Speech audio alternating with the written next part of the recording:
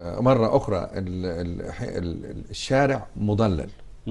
ولذلك أنا أعذر الشارع الأوروبي لو أقول هذا الكلام، لأنه طبعا كل المنتجات الفنية من هذا القبيل. يعني الفيلم بيطلع على المسلمين، على مش عارف ايه، على ايه، يعني كله ده على المرأة المسلمة، على فطبعا وبعدين هم انا برضو يا دكتور يعني من الفترات اللي عشتها هناك مسألة الدين ملهاش حضور يعني لا تحكم ولا توجه، ما فيش، مش مشعور بها يعني، ما فيش حلال وحرام، لا ما فيش حلال اطلاقا. ولذلك يعني لما تكلمهم انا اول ما رحت وقعدت اتكلم في الحلال والحرام لقيت الناس يعني الطالبات والطلاب ايه ده، بس ايه ده جنن ده ولا ايه؟ اتاري عندهم هنا ابيض، ما فيش، لا يمكن لا يمكن. فطبعا من هذا المنطلق ما تقدرش يعني تقول انهم هم عندهم فكرة عن الأديان وفكرة عن المسيحية وفكرة قوية عن الإسلام وبعدين بياخذوا هذا الموقف.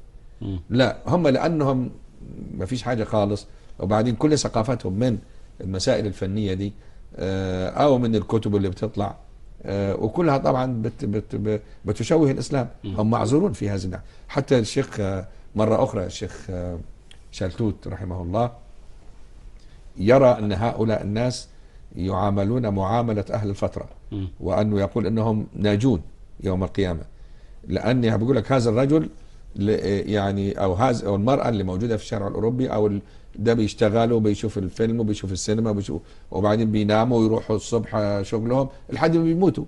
ناس لا عندهم وقت، لم يعرض عليه الإسلام بصورته الحقيقية، لم يعرض، لأنه هو عنده شرط يعني الكفر اللي هو يدخل النار، كفر بالإسلام الذي يدخل النار وضع له شروط.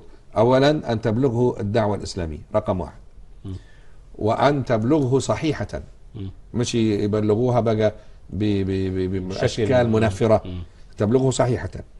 ثم أن يكون أهلا للنظر فيها، يعني مثلا مش رجل زي مشغول وما عندوش أي حاجة، ده مش أهل النظر، لا عنده وقت ولا بتاع نظر، أو رجل أمي، أو رجل مش هقدر اقول امي هناك، لكن راجل مش متعلم في الليتريت يعني مثلا